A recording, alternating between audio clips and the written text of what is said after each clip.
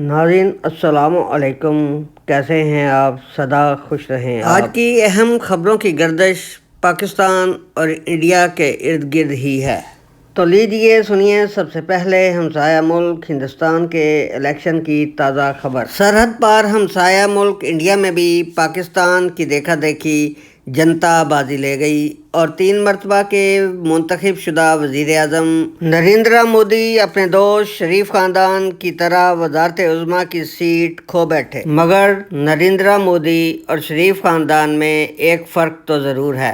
مودی صاحب نے نتائج منوعاً تسلیم کرتے ہوئے اپنی شکست تسلیم کر لی، جبکہ پاکستان میں شریف فیملی سمیت سب شکست خوردہ نون لیگ کے بڑے بڑے مہروں نے رزلٹ تسلیم نہ کیا اور نوٹوں اور بوٹوں کے زور سے فارم 47 پر عوام سے ذلیل ہونے کے لیے حکومت پر براجمان ہو گئے۔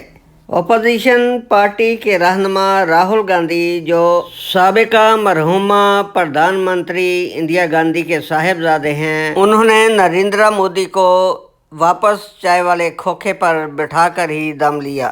تو لیجیے اب سنیے پاکستان کی آتش زدہ سیاست سے یک بستہ خبریں۔ اسلام آباد ہائی کورٹ سے تازہ خبر یہ ہے کہ فارم 47 والوں کے حامل حکومتی اراکین پارلیمنٹ، خواہ وہ قومی ہوں یا صوبائی، ان کا پروگرام تو بڑھ گیا۔ اب کی بار برف ہی نہیں پگھلی بلکہ گلیشیئر ہی لڑھک رہے ہیں۔ جی ہاں، جب گلیشیئر لڑھکتے ہیں تو وہ اپنی راہ میں آنے والی ہر شے کو بھی زبردوز کرتے ہوئے چلے جاتے ہیں۔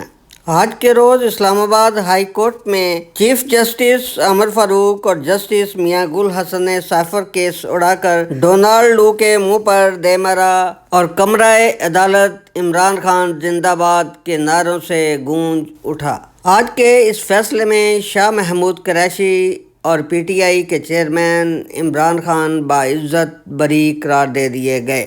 کہاں گئے اب سارے نواز شریف، مریم صاحبہ، طاولہ ٹاٹر، ڈاڈو چارجر اور باقی سب؟ ہاتھ میں لاٹھی پکڑے صاحبان، پروگرام تو بڑھ گیا، ڈنڈا الٹا چل گیا۔ سونے پہ سہاگا۔ ایک اور خبر، اسلام آباد ہائی کورٹ نے پی ٹی آئی کا مین دفتر بھی ڈی سیل کرنے کا حکم دے دیا۔ دوسرے لفظوں میں وزیر قانون اعظم نذیر تاڑر کی ٹار نون لیگ اور اس کے ساتھیوں کے پیچھے گئی جے چڑھ۔ ابھی 2-3 دن ہوئے اعظم نذیر تاڑر نے کہا تھا کہ میں پی ٹی آئی کے دفتر کو گرانے اور اسے ڈی سیل کرنے کے ایک ایک لفظ کو اون کرتا ہوں۔ اب اس فیصلے پر اس کی سزا تو اسے ملنا بنتی ہے۔ اب دیکھیے تیسرا گلیشیئر یعنی سنی اتحاد کی مخصوص نشستوں والا گلیشیئر، یہ اس سے بھی بڑھ کر تباہی پھیلانے کو آ رہا ہے۔ اس کے لڑھکتے ہی تمام حکومتی ایوان سیلاب کی نظر ہو جائیں گے۔ ناظرین، یہ اپنے فارم 40 والے پرائم منسٹر شہباز شریف آئے دن چین کا دورہ کیوں کرتے رہتے ہیں؟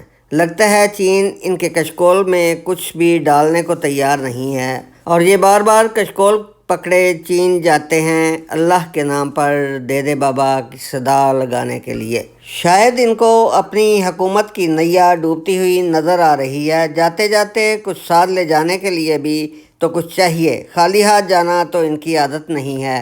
Thanks to watch and listen Dil Dariya T V.